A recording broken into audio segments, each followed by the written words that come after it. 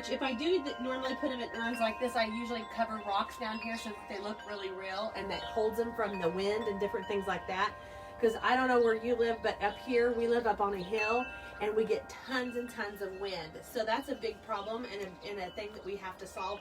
So only thing I do is I just put rocks in there and it makes them look real, and it also keeps them very sturdy in my urns.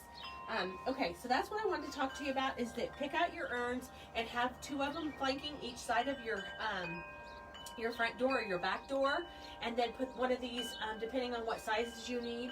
I love these. These are going everywhere and all over my house usually.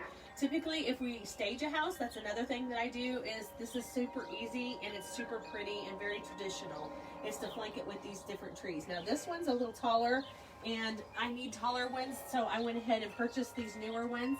So when you get them, make sure that you kind of fluff them out and kind of do things like that. But guys, seriously, they're made out of a really kind of a rubbery thing, rubber basically. So if they get really dusty or anything like that, all I do is take the hose and I hose them off and just let them air dry, and they're perfect all over again. So it's super easy.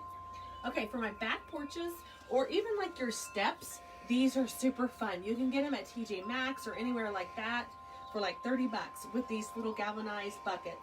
I love these. You can put them all over your house, and once again, they are plastic.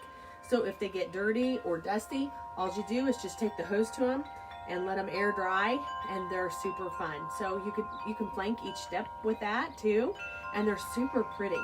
Or you can put them down once again in an urn, or just leave them in this little bucket. I think they're super cute. So that's one. I also like to decorate different places in my outside spaces. Like if you have little end tables or things like that, they make outdoor greenery for that. And it's kind of harder and things like that, but if it gets weathered, it's not a big deal. It's made for that. So you can get all these pretty little pots. Look at this one I picked up. Of course it needs to be fluffed because it was just in storage, but you can pick these up at Big Lots, Hobby Lobby, all different places. Just make sure that they're in the outdoor spaces.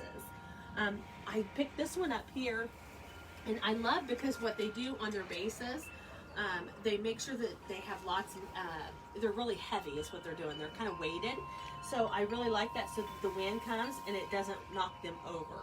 So that's really super important, to make sure that you go to the outdoor spaces to buy all your greenery for outdoors. And usually, typically, like I said, they're all made to be weathered. So I hope this is super helpful for you. And I don't use all of my flowers. I don't use all of them to be like this, but I just do them in different places, like flanking the doors and little bookcases, if I have a bookcase in out here, or just little end tables and things like that. So I hope this is super helpful for you, and let me know what you do and what you think. If you have any questions, leave them down below. I'd love to see and hear from you guys. I'll talk to you soon. Thanks so much. Bye-bye.